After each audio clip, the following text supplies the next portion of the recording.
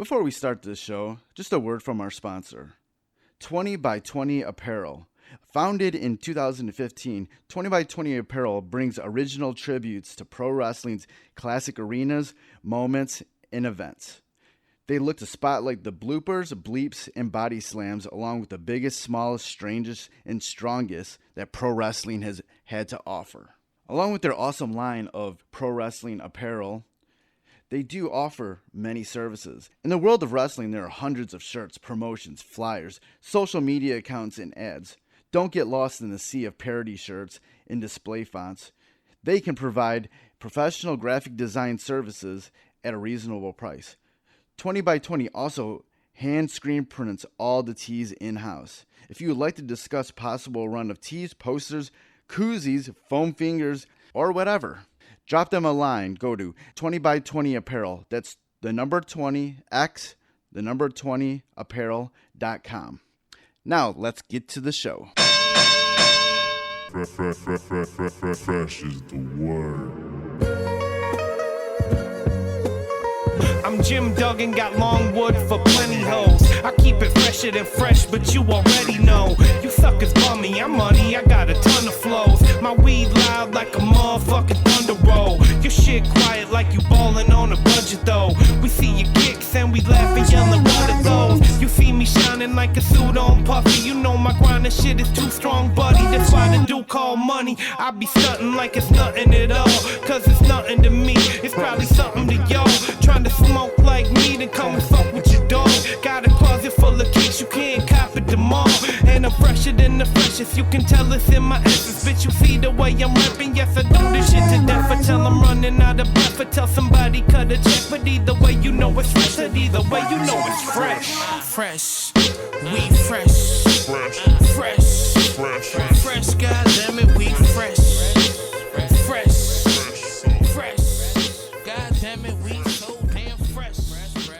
Welcome to the Fresh is the Word podcast. I'm your host, Kelly K. Fresh Frazier.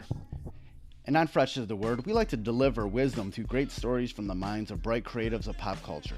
Through those stories, we like to dissect the journey of our guests and present actionable lessons and advice for our listeners, no matter what career or avenue of artistry they pursue. In this episode's guest is DJ Newmark, a member of the hip-hop group Jurassic 5. Recently, Newmark released his new solo single, Zodiac Killah, featuring Method Man of the Wu-Tang Clan, a song that came together while both are currently on the TBS Celebrity Rap Battle Series, Drop the Mic. During our chat, we talked about the making of Zodiac Killah, working on Drop the Mic, how he got into music, and the inception of Jurassic 5. But before we get into this interview with Newmark, I definitely want to give a shout out to Knox Money, Bang Belushi, and Foulmouth for the theme music for Fresh is the Word. And also want to remind you how you can support the podcast. You can always go to freshthepodcast.com and share any links for any of the episodes on any of your social media platforms. And you can pretty much subscribe to Fresh is the Word anywhere where podcasts are streamed these days.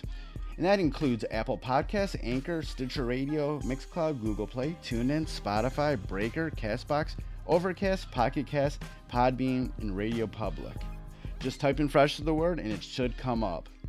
And if you want to leave a rating and a review on any of those platforms, that would be great, especially Apple Podcasts. That would definitely help out the show. And if you want to hit me up, you can always send any questions, comments, anything you want to send. You can email me at djkfresh@gmail.com, or you can follow me on Twitter and Instagram at kfreshistheword, and on Facebook at facebook.com/kfresh. And you can also follow Fresh is the Word on Twitter at Fresh is the Word with IZ as the is, and on Instagram at Fresh is the Word Podcast, and on Facebook at facebook.com/Fresh is the Podcast. All right, let's get into the interview with DJ Newmark. You just released this new track with Method Man. It's called Zodiac Killah. How did that collaboration come about?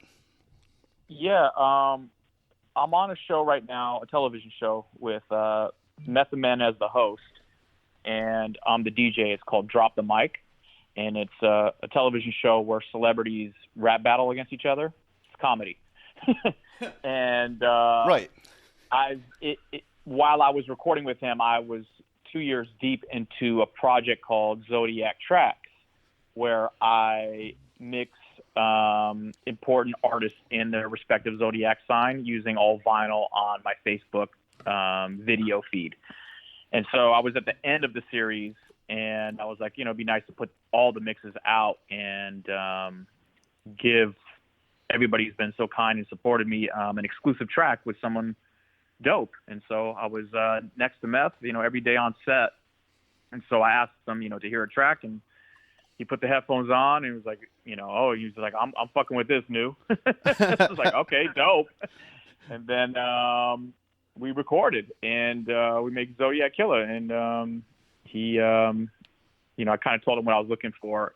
It's actually perfect for any Wu-Tang member because they're good at like sticking to a topic and like really flushing it out. And I knew he would kill it, and sure enough, he knocked it out in like one take. It was a crazy recording session.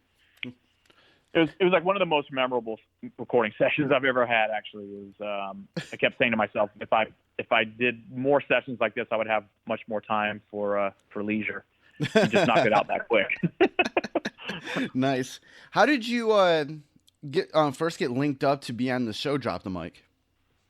Yeah, I did a charity event here in LA with Seth Rogen through a guy named Matthew Bass or Bass. I'm not sure how to pronounce his last name. I feel bad because I DJ'd his wedding. I think it's Bass, and I think it's Bass actually. Anyway, they reached out to me because they saw my toy set, which is a DJ set I do where I rig all children's toys into my DJ setup, and I play them like they're musical instruments. Right. And so they wanted me to do that set for a charity called Charity for Hilarity, which helps Alzheimer's patients. So I did that set there, and James Corden was in the crowd, and Jensen Karp was in the crowd. Jensen is the producer for Drop the Mic, the television on the television show I'm on. He's one of the producers, along with Ben Winston. And he saw me in the crowd, and I heard that James Corden said, "How is this guy on camera? Has he ever done to television? He would be perfect for the new show." And so then they kind of called me, and I went into the office with management and talked to them, and next thing you know, I was on the show. Oh, awesome! How has your experience been doing Drop the Mic? It's interesting. I've never done television before, or at least I've never done television on a consistent basis. I've been asked to perform on television, like I've done Letterman, like as a member of Jurassic 5, like performing, but I've never been like responsible for part of the production, right, or part of the entertainment value of a show. And I didn't realize like how last minute everything is. Like everything's like, okay, that's not going to work. Let's try it like this. And it's kind of dope actually in a way, because it teaches you how to like how to come to an end result, means to an end, at by all means necessary. Sometimes they don't have the talent to come in. Sometimes we have to change a cue on some of the music beds. Sometimes, you have to change your outfit really quickly, but the camera's rolling, or hold on, we got to change it. I mean, everything's like really like, I'm not used to that because I'm used to like touring, and it's kind of like a set thing. And like, yeah, things change, on the road, but it's interesting. Like it taught me how to be a little bit more malleable and flexible with the day-to-day, bumps and grinds. How has that experience sort of worked out into your own projects? Drop the Mic, you mean? Yeah. The television show? Well, we're only on season 2 here. We just wrapped up season 2. So I don't know how it really is shaping my solo stuff. I've constantly been doing, solo stuff on the side. I think if anything, it's kind of just opened my mind a little bit to different types of musical passages, because every artist that comes out, or every actor that comes out, or wrestler, or whoever it is, has a different theme to them. It might be a rock theme, it might be, a country theme, so I'm just listening to those types of music, and it's just kind of expanded,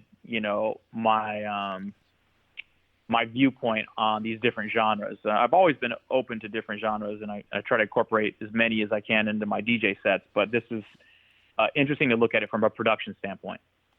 As someone who's been this long time DJ, turntablist, creative. What did you feel like you brought to the table on this show, Drop the Mic?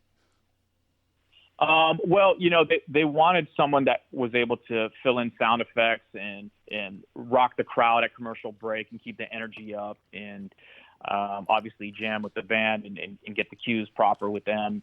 And so, I'm used to that world. I've worked with a lot of bands before in the past, and I'm a drummer, so I know how to keep something kind of in the pocket and percussive without, overstepping a guitar line, for instance, or taking too much away from, a trumpet solo or something like that. So I kind of know where to play my part as a musician. And I've always said, like, DJs are really musicians, and it's, the turntable is the infinite instrument. You can get any sound out of it. So it's like, I kind of bring that to my practice with the band and my my performance at Drop the Mic. How's it working with Method Man on the show? It's dope. He's like, in my opinion, holding the thing really upright because he's so personable. First of all, he comes to set every day and he like shakes everybody's hands, knows everybody's name, and it's like, I don't know if you've been to a television set before, but it's like 150 people, man. It's like, it's a lot of people, and he knows everybody's name, and he's just in a good mood, and he keeps everything up as far as energy is concerned. And I've learned a lot watching him, and just seeing like how to treat people. We've all met someone that we've admired, or we listen to their records or watch them on television. We meet them in person, and they're like, dickheads. Right, and right.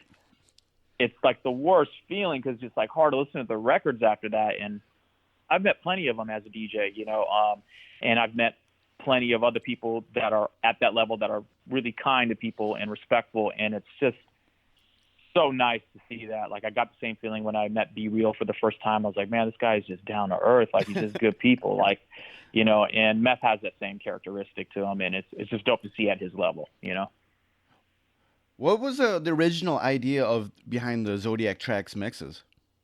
Yeah. So I wanted to do a birthday shout out to Geminis because I'm a Gemini on one of the months. And so before that, actually, I was doing a Biggie tribute, and I was like, maybe I'll just do a Biggie tribute. He meant a lot to me, whatever. So I started it and I did this Biggie tribute, and I played it back and I was like, God, I'm just not feeling it. I don't know if this is, there's something stiff about it. It didn't feel like me. I think my strong points are my transitions.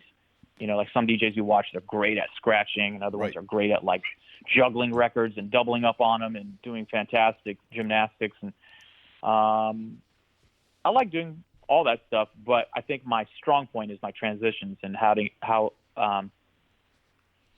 linking two passages together that come from two different worlds, or two different records that are covers, and no one knew there was a cover of that song. So I scrapped the Biggie idea and I did Gemini, and I just gathered as many Gemini artists as I could at the time, and recorded it. And then everybody was like, dope, now you got to do the next, now you got to do Cancer, now you got to do Leo, now you got to, and I was like, whoa. And so I kind of fell into it. I was like, damn, you're right, I kind of do now. I can't just do my sign and be selfish. So I wasted some time and I did a second Gemini mix because we're twins and we do everything in twos. Right. And that really threw me behind schedule. And so I was late to whatever the next one was, Cancer or whatever. I was late to the next sign. And so I was playing catch up, and within the, flash forward 2 years later, I was still doing them, or I finished doing them, I should say, the 2 years worth, which was 25 mixes. And it's hard to do something consistent is what I learned out of it. But I honored every sign, and if I'm in the month of Pisces, I'll be honoring Wes Montgomery and Erykah Badu and Common and Sean Price and Method Man and Torre, and the list goes on, and Sly Stone. So like I just the hard work behind it became me researching everybody's birthday. And so it's like you're mixing everybody in the right key, you're mixing everybody in the right tempo, and then you're mixing everybody in the correct zodiac sign. And I think what kind of made it fun for me is when there was one song where Alchemist and Prodigy are both Scorpios, and they sampled someone who was a Scorpio, and I was like, dope. The producer's a Scorpio, the MC's a Scorpio, and who they sample was a Scorpio. So it was just, like, I like those kind of things. I can honor more birthdays at the end of the mix, like, boom, happy birthday, y'all. It's like that's my shit, Right. So yeah, it just grew into this really nerdy thing, and then so I just wrapped it up and did a USB with all the mixes for sale, and did the song with Method Man as the exclusive track. Word. What did you sort of learn about yourself during that run of doing those Zodiac tracks mixes? Man. Yeah, it was crazy, man. I went through 2 surgeries, and I had to just like keep the boat rolling. I had to keep it going. There was like it was literally sink or swim, because I couldn't stop and say, hey, sorry, I have to stop for a bit. There was just no excuses. And I guess I learned that I have pretty thick skin, and I can persevere through an idea, and see it through the end. I've always known that about myself, but I didn't know I can do it for that long of a time. It's a lot of research. Zodiac, like, people ask, like, how long does it take to do the mixes, man? That must have taken a long time. The mixes weren't hard for me. It was the research of the birthdays. Believe it or not, the missing of the hip hop records. I would have the original sample, but a lot of the hip hop records I didn't own, so I would have to buy them for that month or dig for them, because a lot of those records, like, let's take like Mos Def, like Black on Both Sides, like that was like in the heat of the Serato era, right, where everybody was moving to computers. So there was really no need to buy 12-inch copies of anything at that time. I was getting MP3s. Right. But I had the original samples because I like to dig, and I like to sample, and I like to learn how people sampled and all that. So I would have the sample, but not the hip-hop artist. So that was the time-consuming part, was filling in, believe it or not, the hip-hop songs. And I thought that was going to be the easiest part, because in my head I thought I had them, because I have them as MP3. So I'm like, oh, I got all this stuff. I got tons of records. And then I go to look for them, like, oh, snap. That was when Serato hit. I don't even own that joint. That's crazy. Like, it's amazing how many hip-hop records I didn't own. Like, in a lot of them, there's a lot of great records that came out when Serato hit. So, right. Yeah, it was just, that was a crazy thing for me. It hit me, it blindsided me. Right. What kind of kid were you, and when did you first start getting into music? Yeah, well, I started playing drums really early, like 7 years old, like just with a snare drum. Like, I didn't have a set or anything. Like, I would just, like, I was rhythmic. But my parents were like, this is a phase, I'm not sure. Flash forward a little bit, 12 years old, I get my first drum set, and then I play in a band at school, like the band class, jazz band kind of thing. And I met my best friend, Chris Cook, there, and his uncle was a DJ who would go back and forth to New York and collect records and DJ. And so, like, yeah, everything was musical for me as a kid, although my parents aren't musical. But for whatever reason, I think maybe it was just a strength of hip hop, how deep the culture was. Breakdancing was fun, and everything was kind of taboo in the culture. Like, don't touch a record, you'll fuck up the record, and people are scratching. Don't get your clothes dirty. We just got you these clothes. It's the beginning of the school year. You're breakdancing, you're fucking your clothes up. Everything was just like opposite. It was very. It just stole the innocence out of me, but in a great way, like in a fun way. Like, it was just, even with rapping, it's like, watching rappers, I'm like, damn, I'm used to watching people singing. It's like, what's this? Like, everything was just opposite. And something about that intrigued me. I was always really terrible in math and logic and that kind of thing. So I was always really creative, and watching how people just kind of pushed the boundaries and colored outside the lines was just always intriguing to me, man. What was the first thing that you did creatively that was like you did seriously? Like, this is something that I'm gonna really put a lot of thought and energy into, and hopefully this is something that I could show people. Wow, that's tough to say, man.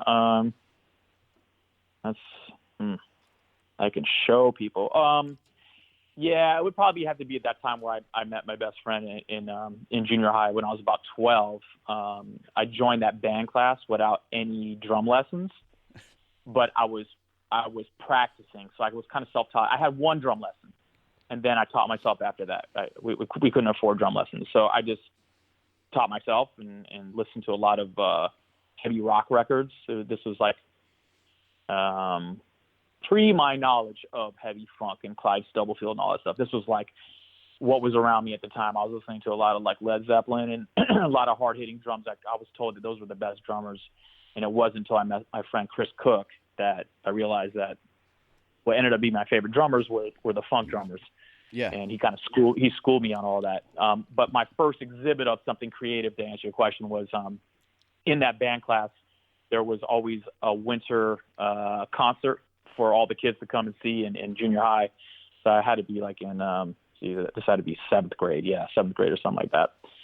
And I was the drummer in the class, and then all of a sudden a new kid came in from another school, and he was a drummer too. And so we were trying to figure out how we're going to do two drummers. And so we took turns playing drums on different songs for our concerts for the school, whatever. And then the teacher was like, well, we should do, last year we had like a cool like drum solo. And then all the kids in the class, like battling was very in back then. I mean, it's always in, right? Battling is always in. But, MC battling, people were battling breakdancing at the time. So the kids in the class were like, you guys should battle each other on the drums. and so like at that time, I was like the smallest kid in every one of my class. And the guy that I was battling was like the biggest guy I've ever seen in my life. He was like a truck. So I battled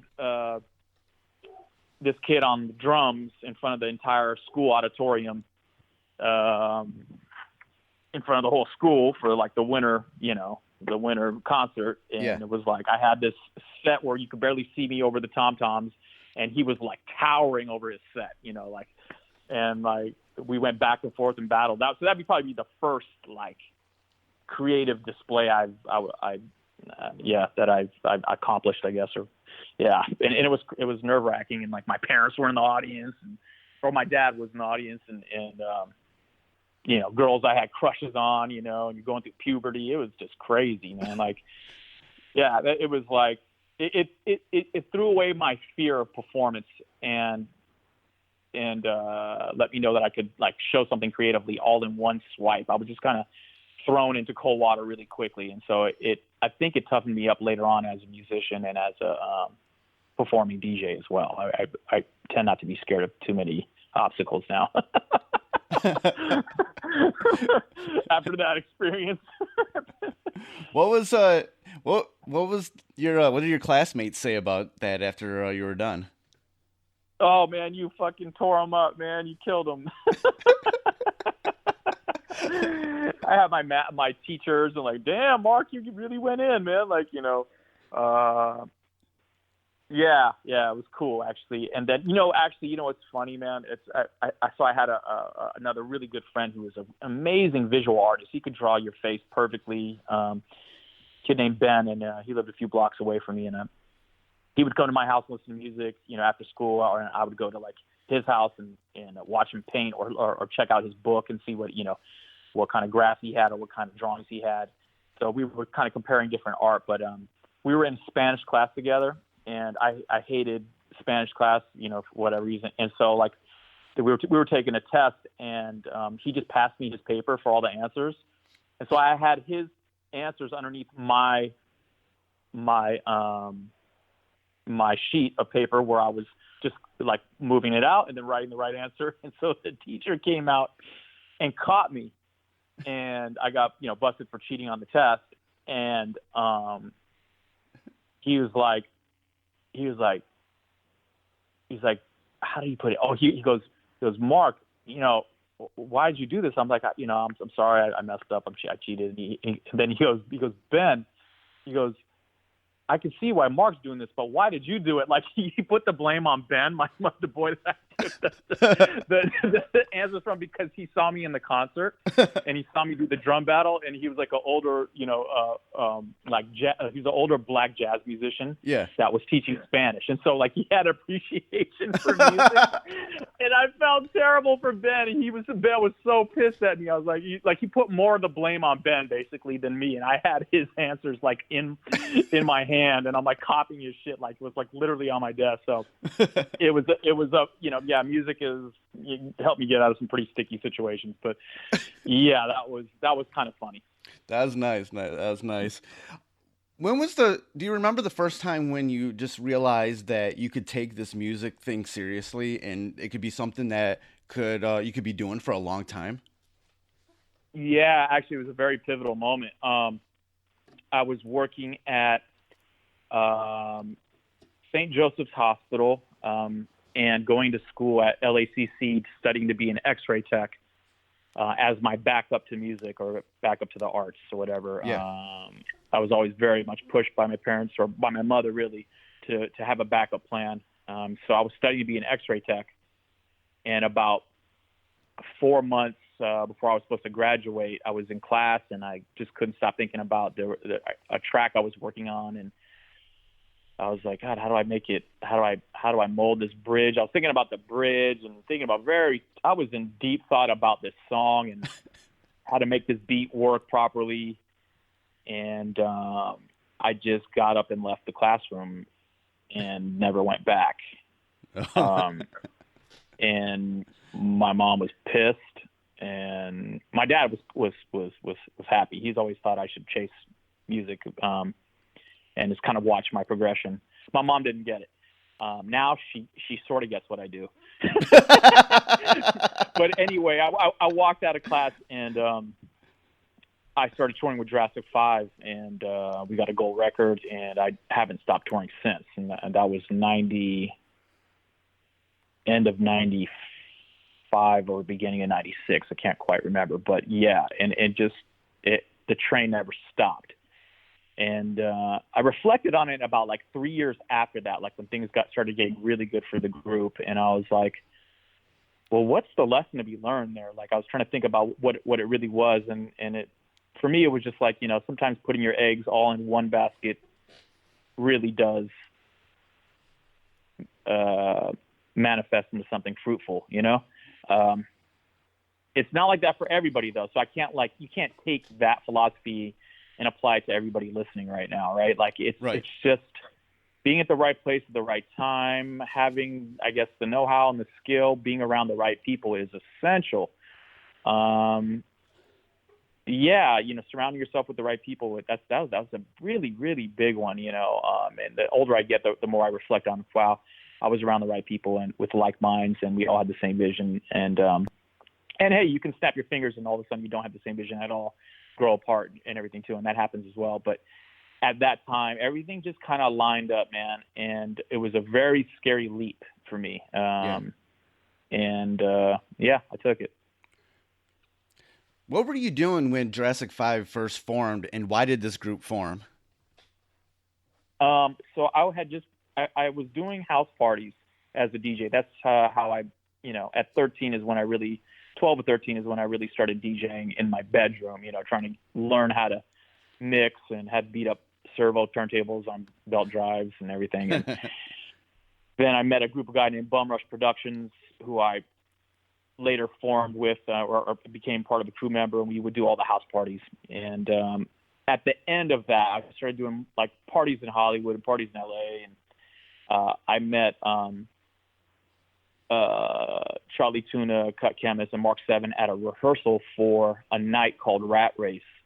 Rat Race was live musicians who invited MCs up to perform, or just lyricists to come up and perform. And Unity Committee was one of those groups, and Unity Committee was half of Jurassic 5, which is Cut, Tuna, and Mark 7. And the other half was another group called Rebels of Rhythm, which was Kill and Soup. And when I went to the rehearsal, with the band, and I was jamming with them, and I was hooking up a wah-wah pedal to my turntables, gonna get a guitar sound out of my cuts or whatever. Yeah. And Cut walked in after not meeting him. He was just like, "Whoa, DJ Hendrix," So we hit it off right away. And Cut and I got to talking a lot, and Cut made a beat and thought it would be cool to have Rebels of Rhythm on it, and then it was. Next thing you know, Jurassic 5 was two groups formed as one plus me. And that's how it started. You and Cut Chemist have these really like way out of the box thinking ways of DJing and making music. What is it like working with him? How do you guys just like kind of work together? Well, our zodiac signs are compatible. That's number one. He's a Libra. I'm a Gemini. I think that helps. No, but I think we have a good balance of really focused work and then completely fucking off and talking shit and making jokes. And Cut has a remarkable memory. Like his mind works in a very mysterious way where he can remember any detail, anybody's name, a record label, a year. Like his mind works in a very strange way, so he incorporates that into his humor, and so I end up just on the floor rolling. And so that helps. And so what I'm getting at is we have good breaks in between the creativity, or we used to have really good breaks between the creativity, where it's like really intense, like a good 45 minutes of just like bomb ideas and things being laid to track that are next level and groundbreaking, and then a nice hour of just talking shit and fucking off and dissing somebody, or talking about how someone dissed the shit out of us. Remember that time that guy broke our record when we handed him our demo, and like shit like that. Like, like nothing's like out of bounds when it comes to humor. So it's a good, it's healthy for the mind, I guess. Like our minds were very like healthy during those periods. Like, okay, yeah, now let's get back to work, and we would usually just eat at one place always, and go to some Thai place and then come back home or come back to either my studio or his studio to work feverishly through something. And then we would hit a brick wall and go, okay, fuck it. It's not meant to be tonight. Let's meet up again another day, and may forget about it and may not even complete it. But when we come back to it, if there's a reason to come back to it, we come back to it and knock it out the park.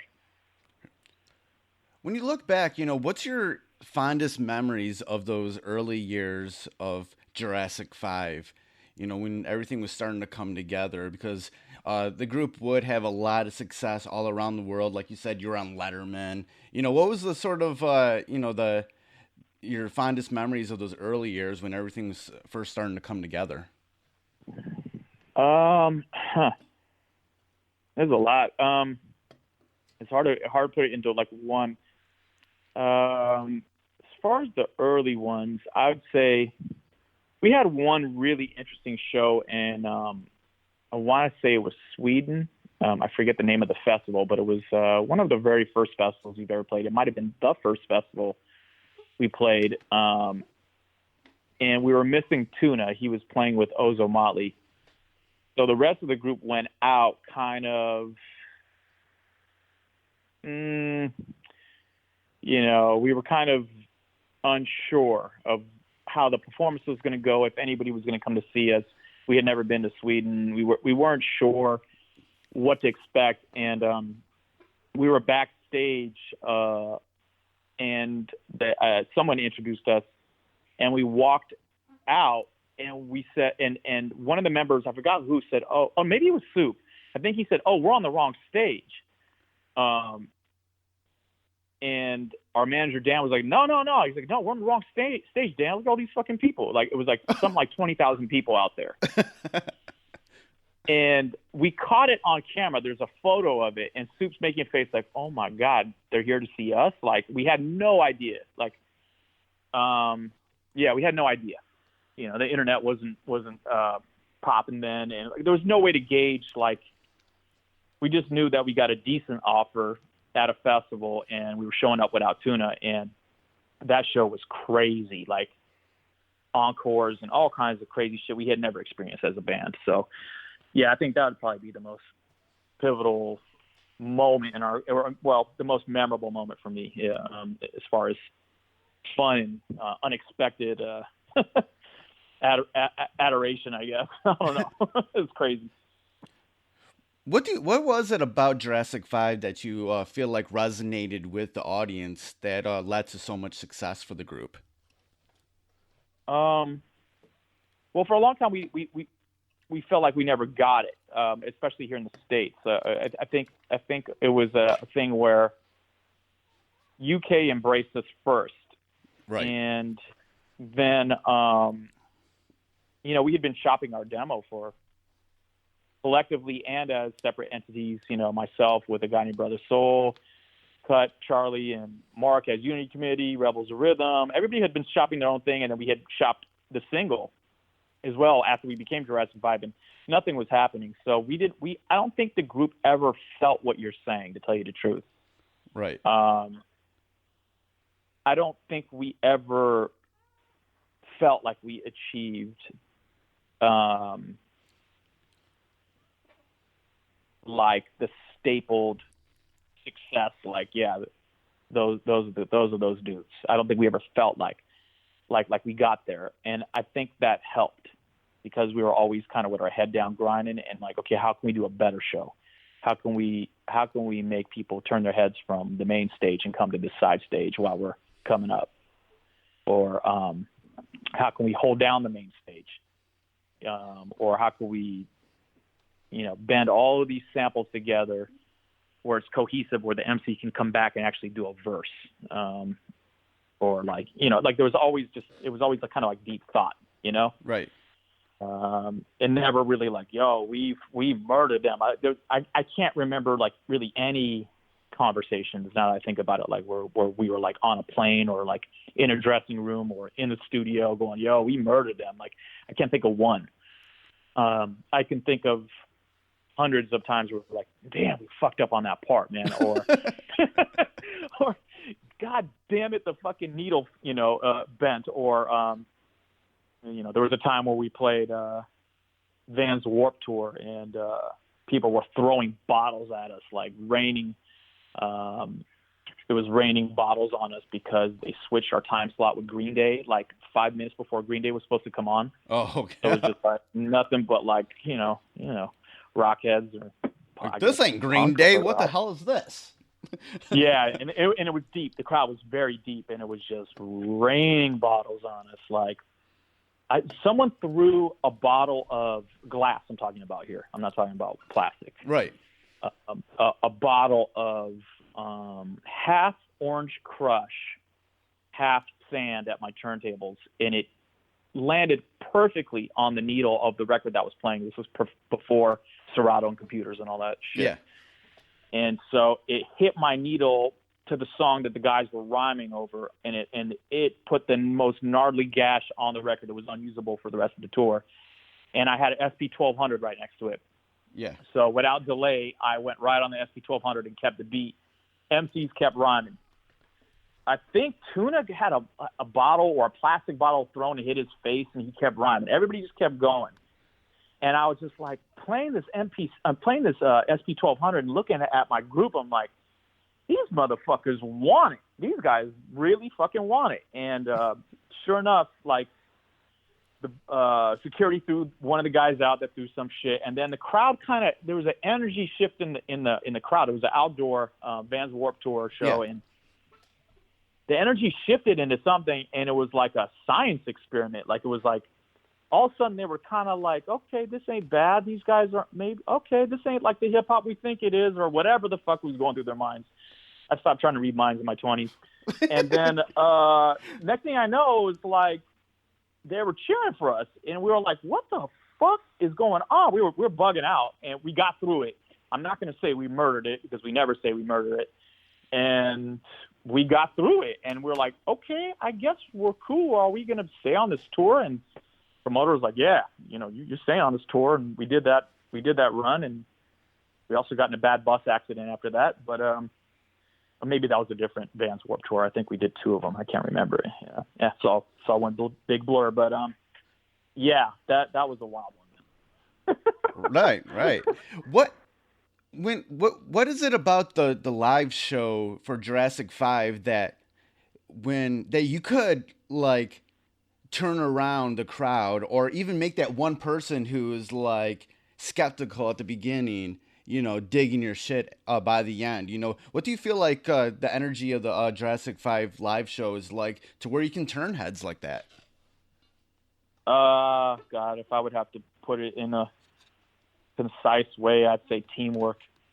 There's nothing more exciting than watching like the Lakers, dish a pass off and it just bounce passes someone at the perfect time and it's dunked. And it's like, J5's like that. Like, although people would gravitate towards a member or members, the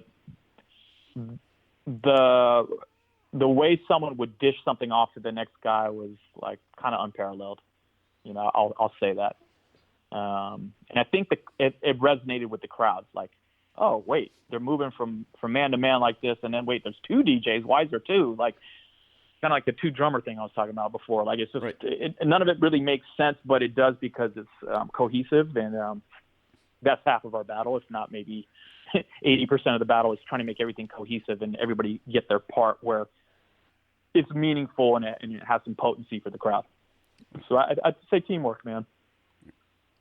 Okay, these days you have the Zodiac Killah EP that came out. You have the Zodiac Tracks mixes available now. What else are you working on? What you got in the works? Yeah, I just finished a really dope project with Slim Kid Trey from Farside, or formerly of Farside, I should say. This is our follow-up to our first album on Delicious Vinyl. This one's going to be on my label, Hot Plate. It's called Trademark. And Slim Kid Trey, DJ Newmark, Trademark. And it's coming out in February. This year it's an EP.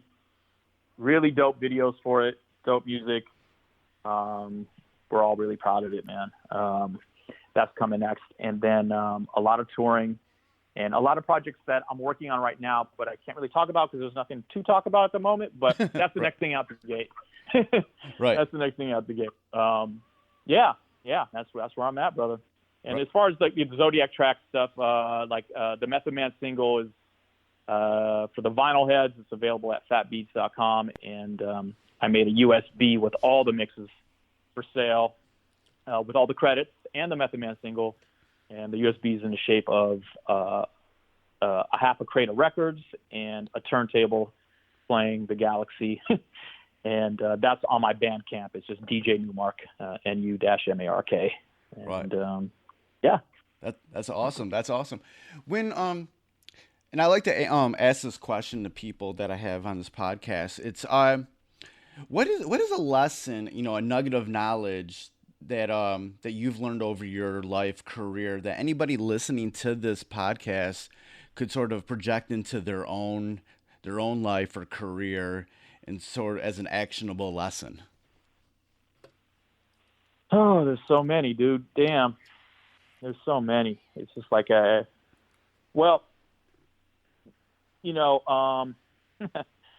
to find that balance between confidence and not having an ego. That's when it gets in a lot of my peers' ways. Myself too. It's gotten in my way too.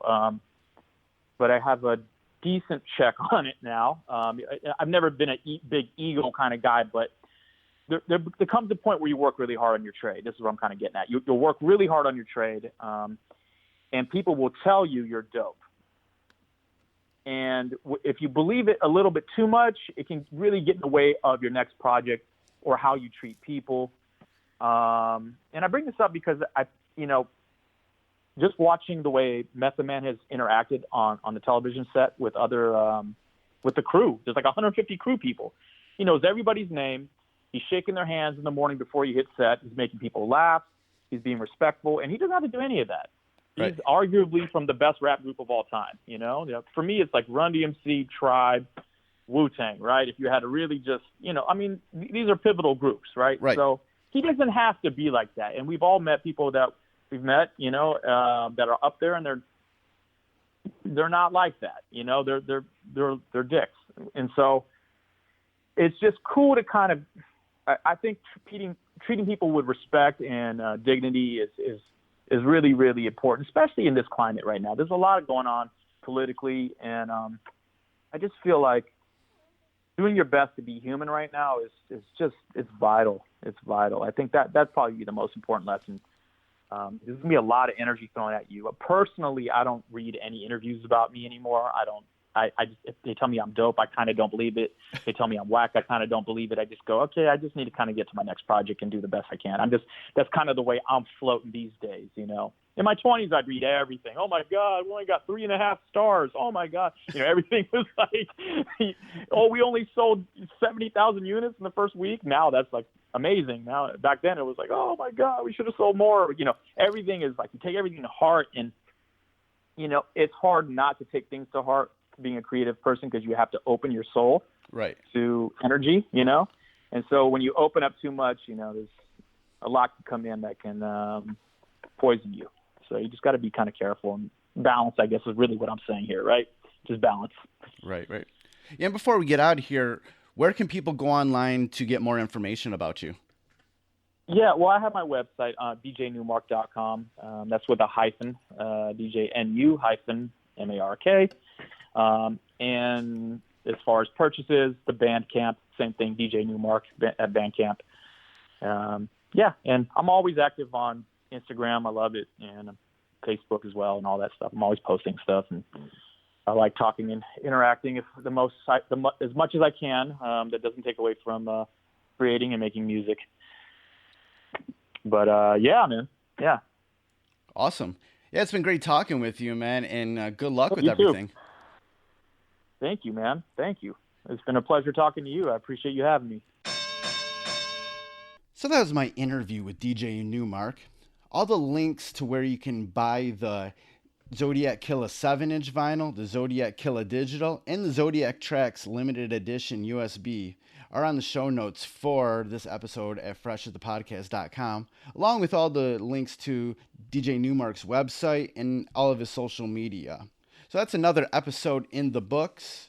Thank you for listening. Now, this will definitely be the last episode of 2018. I said this last week, but this is definitely the last episode. So we'll see you again in 2019.